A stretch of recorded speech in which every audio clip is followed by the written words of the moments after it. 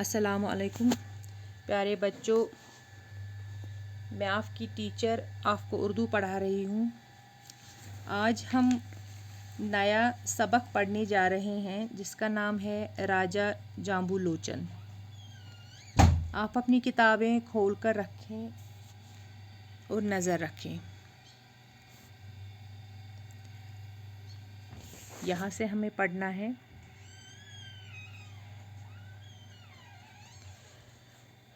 آپ نے بہت سے راجاؤں کے بارے میں سنا ہوگا اور پڑھا بھی ہوگا، لیکن آج ایک ایسے راجا کا حال بیان کیا جائے گا جو بڑا فیاض اور سخی تھا۔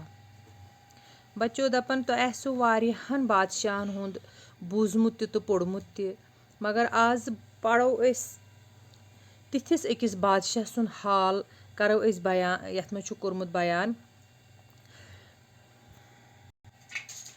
تِتھِس راجا سُنٛد حال کرو أسۍ بیان یُس سٮ۪ٹھاہ فیاض تہٕ سخی اوس، سخاوت کرن وول اوس، بوٚڑ دل وول اوس، دریا دل وول۔ فیاض گو دریا دل۔ اس راجا کا نام جامبو لوچن تھا۔ تمس راجہس اوس ناو جامبو لوچن۔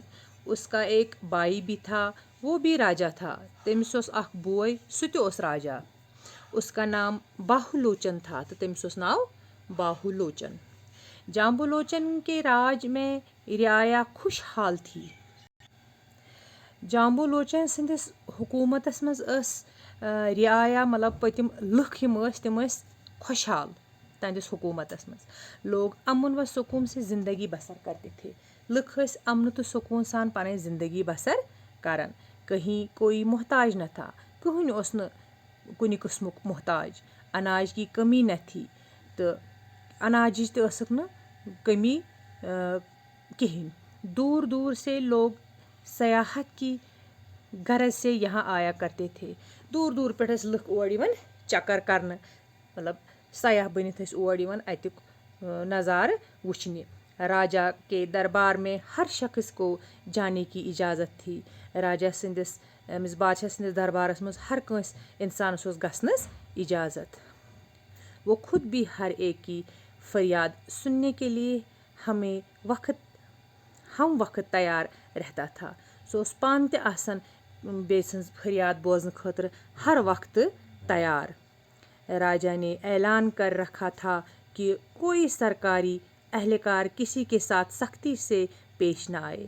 أمۍ بادشاہن اوس اعلان کوٚرمُت دوٚپمُت اوسُن کانٛہہ تہِ سرکٲرۍ یُس تہِ سرکار یتھ منٛز چھُ کانٛہہ تہِ نفر یہِ نسا گژھِ نہٕ ییٚمِس لُکن سۭتۍ سختی ورتاوُن، کُنہِ تہِ قٕسمٕچ سختی گژھِ نہٕ یہِ انُن کینٛہہ۔ راجا کے اس حکم کی سبھی تعمیل کرتے تھے۔ راجا سٕنٛدِس اتھ حکمس ٲسۍ سٲری مانان۔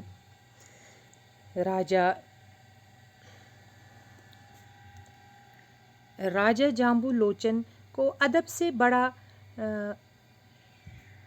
بڑا شغف تھا۔ أمس راجا جامبو لوچنس اوس ادبس سۭتۍ بڑ لگاو۔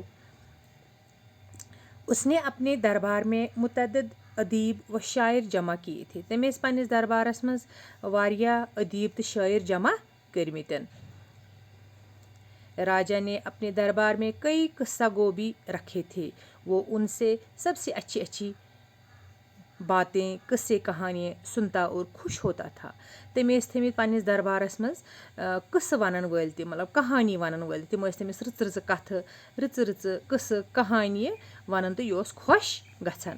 وہ کبھی کبھی ان ادیبوں اور شاعروں کو انعام و اکرام سے بھی نوازتا تھا۔ سُہ اوس کُنہِ ساتہٕ یِمن ادیبن شاعرن انعام سۭتۍ نہ مطلب انعام اوسُکھ دِوان۔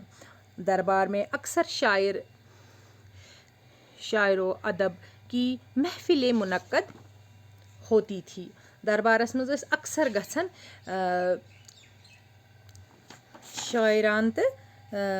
شاعر تہٕ ادبٕچ محفل آسہٕ اتہِ لگان۔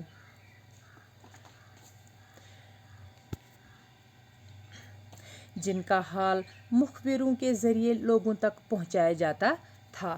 یہند حال ٲسۍ برونٛٹھ کُن خبر انن والٮ۪ن، خبر نِنہٕ والٮ۪ن ذریعہ واتناوان۔ اس راجا کے کئی قصے مشہور تھے۔ أمس بادشاہس ٲسۍ واریاہ قصہٕ أمۍ سٕنٛدۍ مشہوٗر، جن کا لوگ اکثر ذکر کرتے تھے یمن ہند لُکھ اکثر ذکر ٲسۍ کران.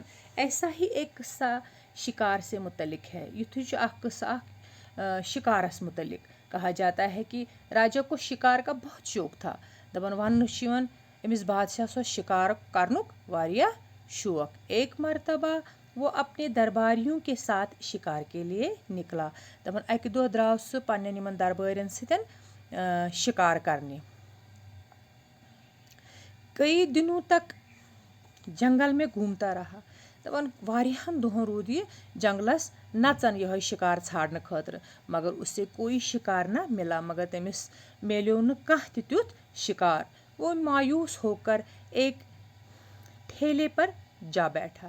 دپان سُہ گوٚو مایوٗس ییٚلہِ نہٕ مےٚ شکارٕے میلیو. سُہ گوٚو تہٕ بیوٗٹھ أکِس ٹھیلس پٮ۪ٹھ پتھر. تھوڑی دیر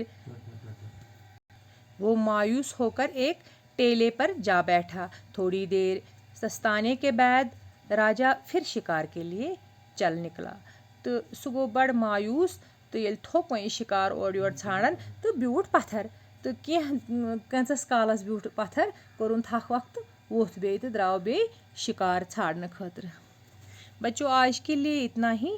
کل ہم اس سے آگے پڑھیں گے. اللہ حافظ.